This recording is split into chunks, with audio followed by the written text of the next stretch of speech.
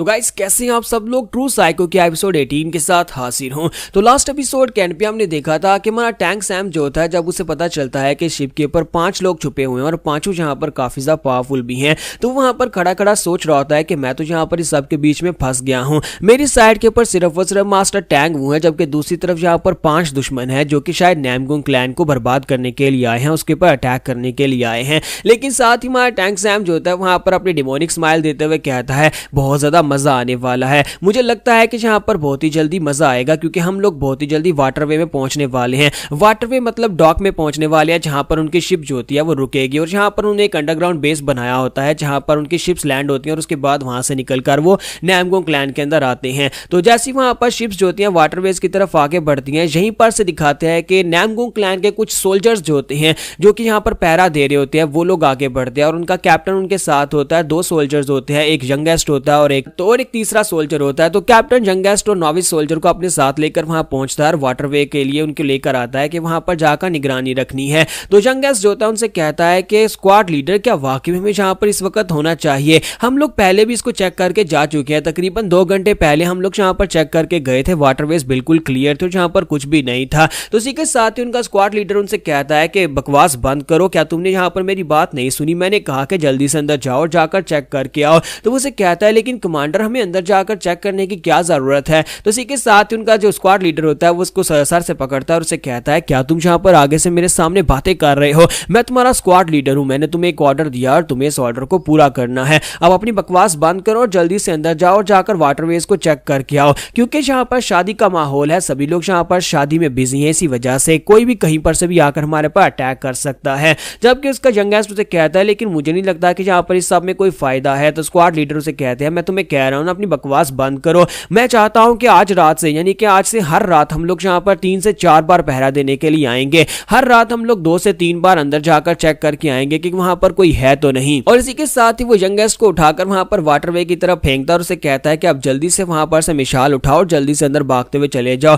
मैं यहीं पर बाहर रुककर तुम्हारा वेट करूंगा। तो वो दोनों सोल्जर्स जो होते हैं वहां पर से अपनी मिसालें उठाते हैं और वहां पर वाटरवेज के अंदर चले जाते हैं। और अंदर जाने के बाद अभी भी वो बातें कर रहे होते हैं कि जहां बाकी के सभी लोग शादी को एंजॉय कर रहे हैं, पार्टी मना रहे हैं और हम लोग यहाँ पर देखो पहरा दे रहे हैं, इसको पता नहीं क्या पड़ी है। तो स्क्वाड लीडर बाहर ही खड़ा हो जाता है और कहता है इन बेवकूफों को क्या पता है कि बैटलफील्ड का मजा क्या होता है। एक ट्रू वॉरियर को बैटलफील्ड के ऊपर होना चाहिए, अपनी तलवार के साथ दुश्मन का गला काटते हुए और साथ ही गाना गाते हुए, सीटी बजाते हुए या फिर अपना पसंदीदा गाना गाते हुए। लेकिन मैं यहाँ पर इस जगह के ऊपर आकर फंस चुका हूँ। नैमगोंग क्लैन में पिछले कई अरसे से कोई दुश्मन नहीं आया, ना ही यहाँ पर हमारी किसी के साथ कोई जंग हुई है, जिसकी वजह से मैं बहुत ज्यादा बोर हो रहा हूँ। काश यहाँ पर वाटरवे के अंदर से कोई दुश्मन निकल आए और फिर मुझे यहाँ पर अपनी तलवार चलाने का मौका मिले, क्योंकि इससे काफी ज्यादा मजा आएगा और बोरियत खत्म हो जाएगी। तो दोनों सोल्जर्स को दिखाता है कि वो दोनों जो होते हैं वहां पर अंधेरे में आगे चले जाते हैं और आगे जाने के बाद एक लड़का जिसके पास मोमबत्ती होती है वो कहता है कि देखो जरा हमें यहाँ पर क्या काम दिया गया है,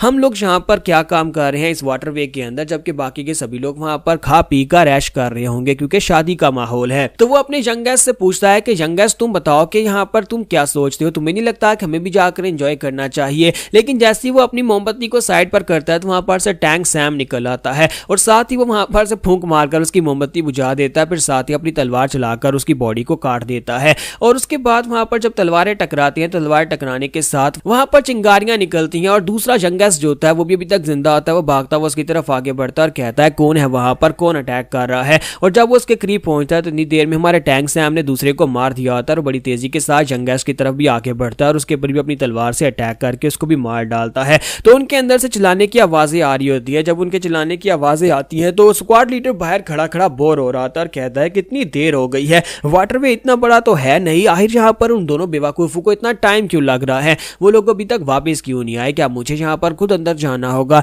चलो चल के देखता हूँ कि वो कमीने कर क्या रहे हैं। तो इसी के साथ ही वो भी अपनी मोमबत्ती अपनी मिसाल उठाता है और उसे उठाकर अंदर चला जाता है और कहता है अगर मैंने उन लोगों को यहाँ पर किसी जगह के ऊपर बैठकर सूटे लगाते हुए देख लिया ना तो मैं उन लोगों को बुरी तरह से पीटने वाला हूँ।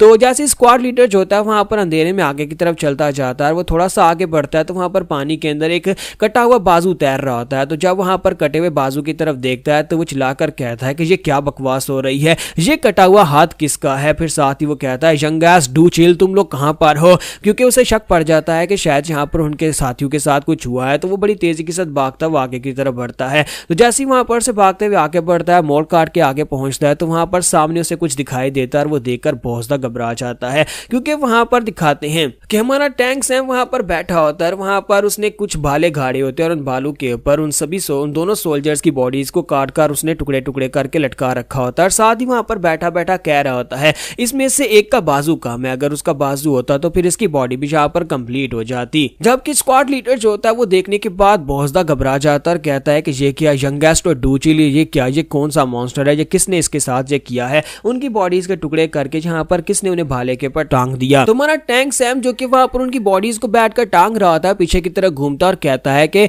यहाँ पर एक बाजू कम था लेकिन अब तो यहाँ पर पूरे का पूरा इंसान आ गया है। तो यहाँ पर हमारी एपिसोड 18 का एंड होगा और नेक्स्ट एपिसोड में देखेंगे कि हमारे टैंक सैम को उन दुश्मनों को मारने की बजाय यहाँ पर इन आम सोल्जर्स को क्यों मार रहा है। क्या वो सिर्फ और सिर्फ थ्रिल के लिए सब कुछ कर रहा है या फिर अपने एक्सपीरियंस को बढ़ाने के लिए, ताकि वो अपना एक्सपीरियंस बढ़ाकर उन पावरफुल दुश्मनों से फाइट कर सके। यह सब कुछ हम लोग नेक्स्ट एपिसोड में देख पाएंगे।